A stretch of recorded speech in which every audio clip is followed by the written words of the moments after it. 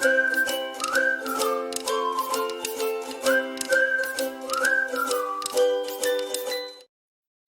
friends, today we'll know about the ulna bone.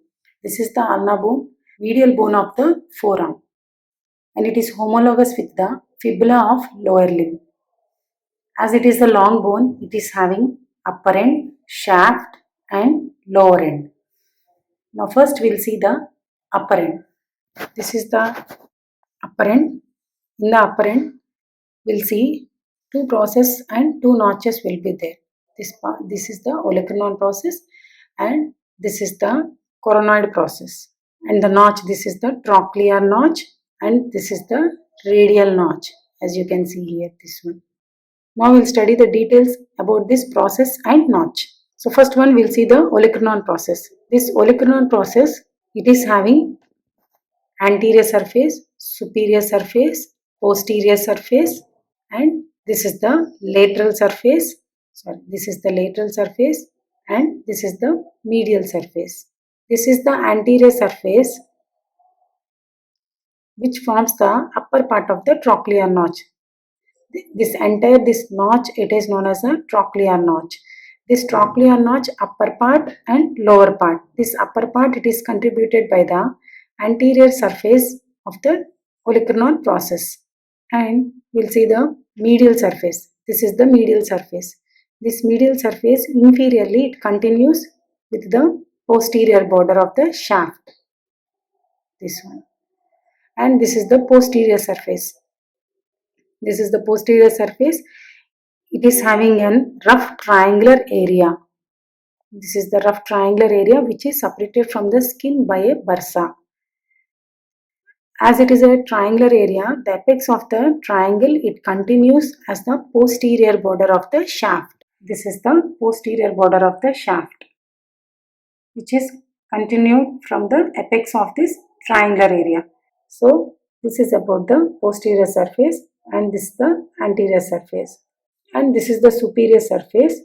Anteriorly, the superior surface, it is related to the bursa and posteriorly there will be the muscular attachment here on the superior surface. So these are the few things about the olecranon process. Now we'll see the coronoid process. This is the coronoid process. It is having an anterior surface and say medial surface, lateral surface and superior surface. Now we'll see the coronoid process. For the coronoid process, there will be it is having anterior surface, superior surface, medial surface, lateral surface. So it is having 4 surfaces. Whereas for the olecranon process, there are 5 surfaces. It is known as radial notch. This is the radial notch to accommodate the circumference of head of the radius, as you can see here, to form the superior radio-ulnar joint, which is the pivot variety of synovial joint.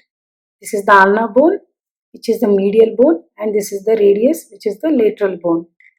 These two bones are of left set. So this is the coronoid process having 4 surfaces. First one is the anterior surface, and this is the lateral surface, and this is the medial surface, and the top one is the superior surface. This superior surface will form the lower part of the trochlear notch, and this is the anterior surface. On its anterior aspect, we will see a rough triangular area which is known as the ulnar tuberosity.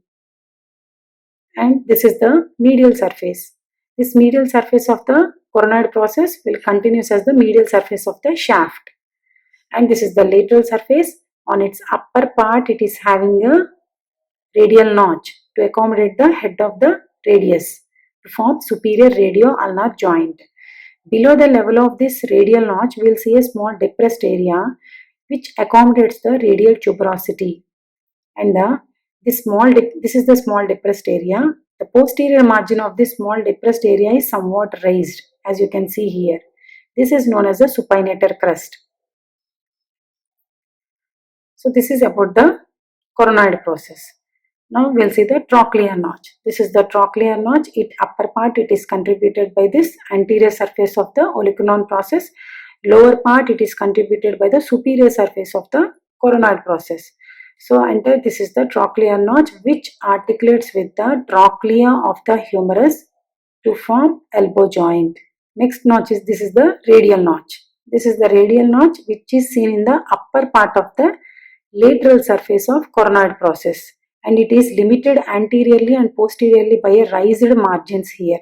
These are anterior and the posterior margins. So this is about the upper end. Now we'll see the shaft. Now we'll see the shaft. This is the shaft having three borders and three surfaces. First one is the interosseous border. This is the interosseous border or lateral border. For the radius bone, we'll see the medial border or interosseous border. As this is the radius bone, it is the lateral bone of the forearm, and this is the medial bone of the forearm. For this medial bone, there will be the lateral border. For the lateral bone, it is having medial border. So these two are the interosseous borders here. You can roughly assume these two are the sharp interosseous border, and between these two there is the interosseous membrane. Okay. So you can remember like this. For the ulna, there will be the lateral border. This is the ulna bone having the lateral border, and for the radius, there will be the medial border. Now we'll see about this lateral border of the ulna. Above it extends from the posterior margin of this radial notch, and below it continues with the head of the radius. On the lower end, we'll see the head of the radius. This small disc-shaped one is the head. This is the head of the radius, and this is the styloid process. So this interosseous border, above it continues from the, this is the radial notch. It continues from the posterior margin of the radial notch to the head of the radius at its lower end. So this is the interosseous border.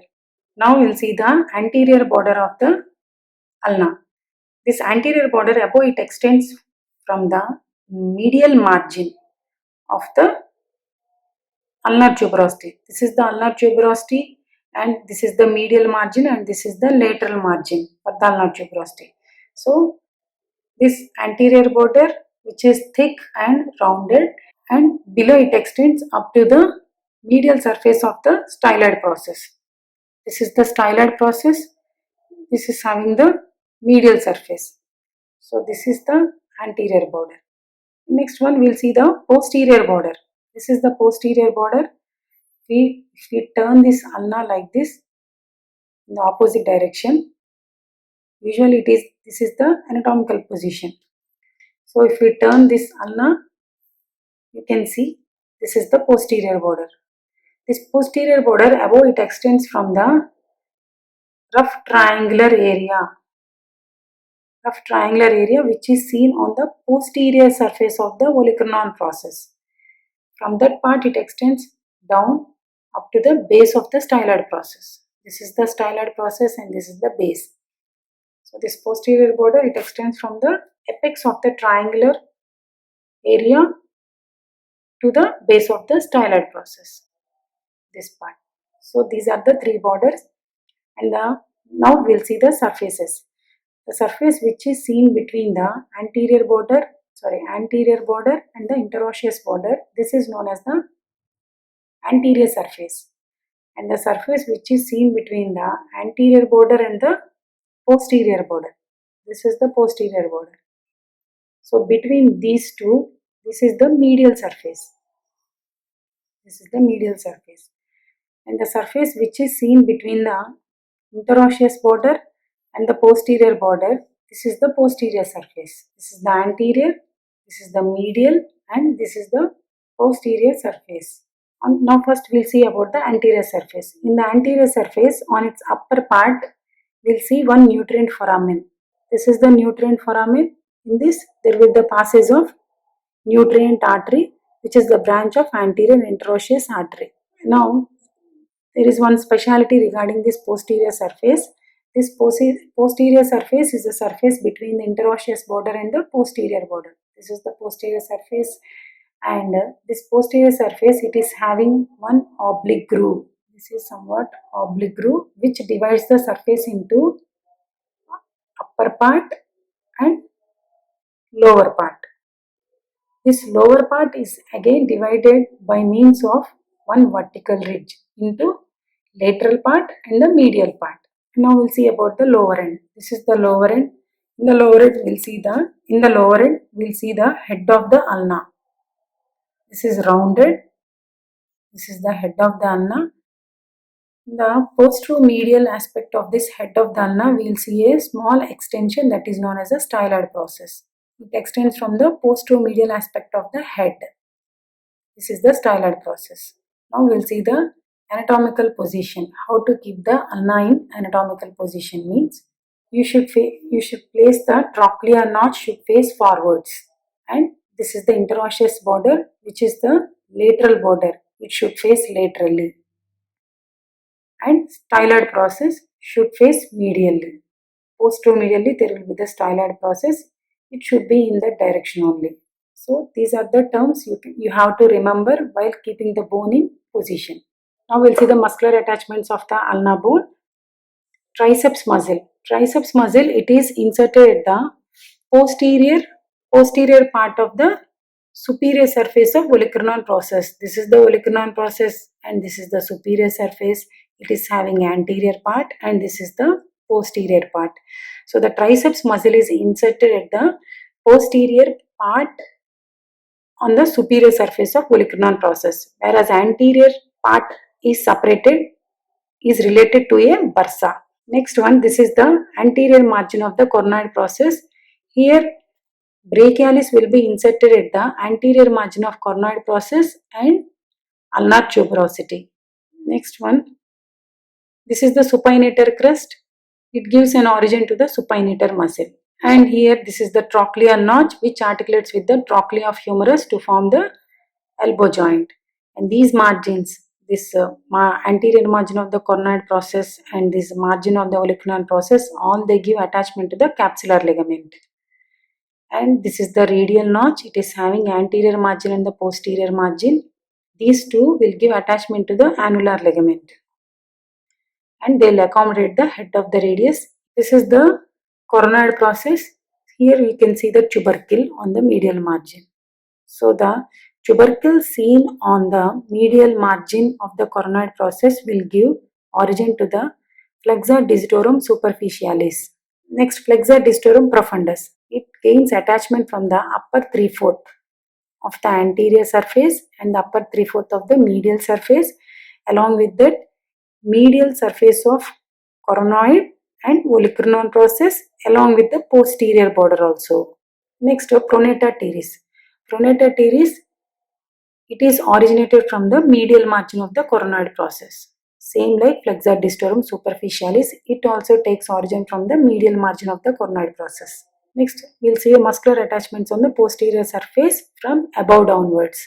Above downwards, abductor pollicis longus, extensor pollicis longus, extensor indicis. So these three from above downwards, they'll take origin in the posterior surface.